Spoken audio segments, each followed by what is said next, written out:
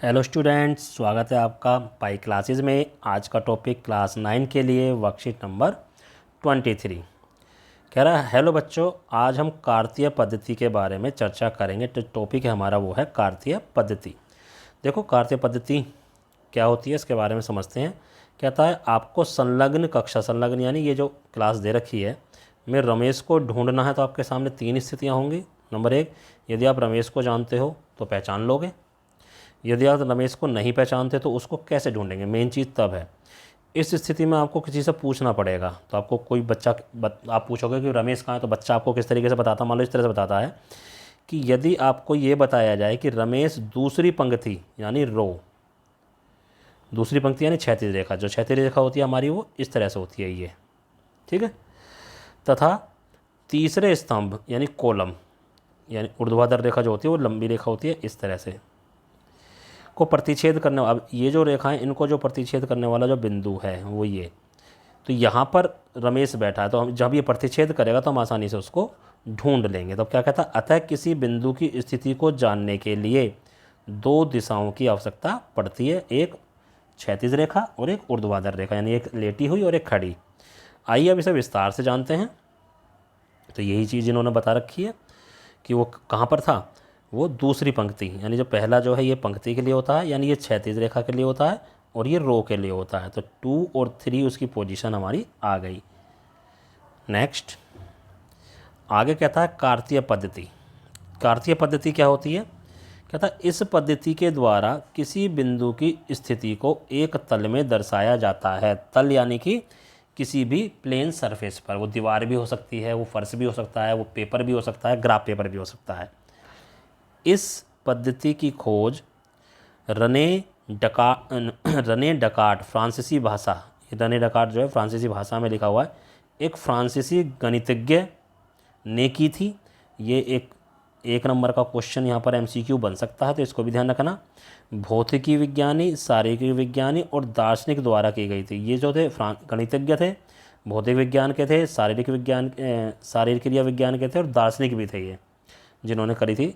ये यहाँ पर दे रखा है, इनका जन्म और मृत्यु भी दे रखी है, कब हुई थी, जिसके कारण इनका नाम कार्तीय पद्धति पड़ा, ठीक है।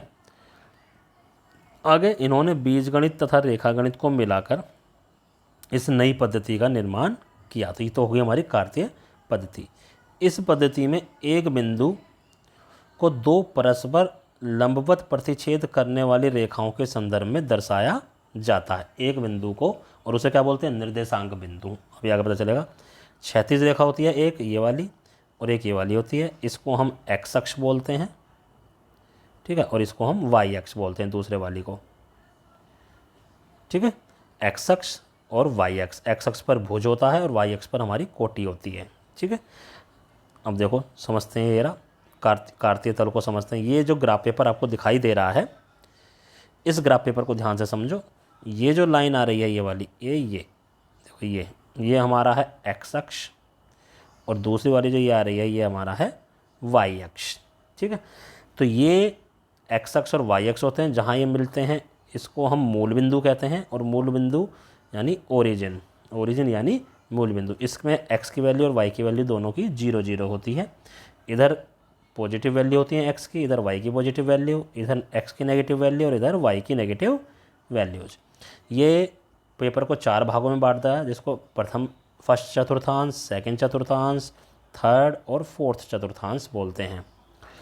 अब निर्देशांक यानी एक्स की वैल्यू जैसे यहाँ से हमने ले ली 3 और यहाँ पर हमारा 2, सॉरी 4 और 2, तो ये हो गया हमारा 4 और 2 पॉइंट हो गया। ये 4 कैसे, 4 हमने इसके अकॉर्डिंग लिया एक्स अक्ष के अकॉर्डिंग और 2 हमने इसके अकॉर्डिंग लिया है, तो ये 4 और 2 हो गया और इसी को हम निर्देशांक बोलते हैं। एक्स और वाई टाइप के यहाँ पर पहले में ये वाले निर्देशांक होते हैं, दूसरे में माइनस एक्स और वाई यानी एक्स की वैल्यू नेगेटिव हो जाती है, ठीक है। पहले में दोनों पॉजिटिव, यहाँ पे एक्स की वैल्यू नेगेटिव, यहाँ एक्स और वाई दोनों की नेगेटिव, यहाँ एक्स की वैल्यू पॉजिटिव और वाई की वैल्यू नेगेटिव। पहले वाला जो पॉइंट होता है ये जैसे 4 है, ये एक्स निर्देशांक या भुज, दूसरे वाला जो है 2, ये वाई निर्देशांक या कोटि, इसको हम ऐसे बोलते हैं। तो बस इतना ही हमें इसमें करना था। कहता निम्न की व्याख्या उचित उदाहरणों के साथ कीजिए। तो देखिए निम्न की व्याख्या उचित उदाहरण के साथ कीजिए। क्या था है कार्तीय पद्धति, ऊपर अभी मैंने समझाया कार्तीय पद्धति क्या होता है।